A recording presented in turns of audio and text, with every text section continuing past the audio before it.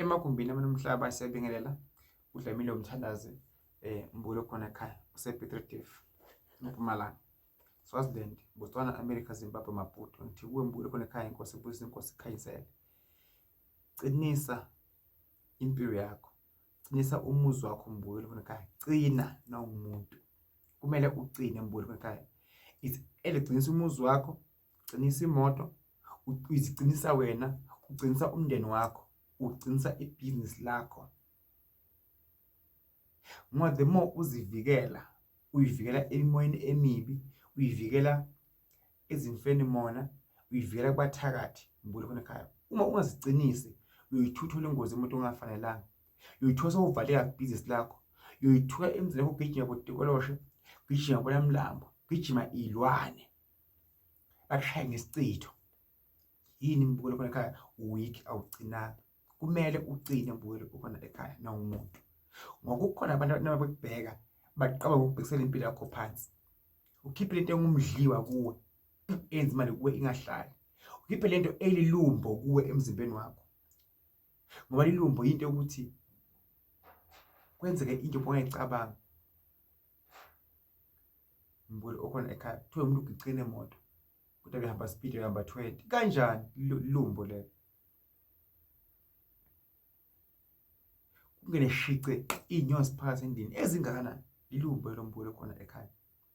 vikela umuzi wakho Mbulu khona ekhaya zivikele futhi nawe qina Mbulu khona ekhaya uma ungaqini uthembele zikhona insizwa la komthazamini bezigaywa busuku nemini le phansi siwazi phansi leyahokohlweni le mahlathini kugayiwe Mbulu khona ekhaya sukumela impilo yakho sumela ikhaya lakho sumela umndeni wakho sumela imoto yakho kuhle ukuvikela kunokulapha ungeze kumoshalele Mbulu khona ekhaya usengenza kwenzeke kumanje qina Mbulu khona ekhaya qina zivikele Mbulu khona ekhaya ungazibukelele uNkulunkulu siza umuntu oyisizakho uyathanda awuthandi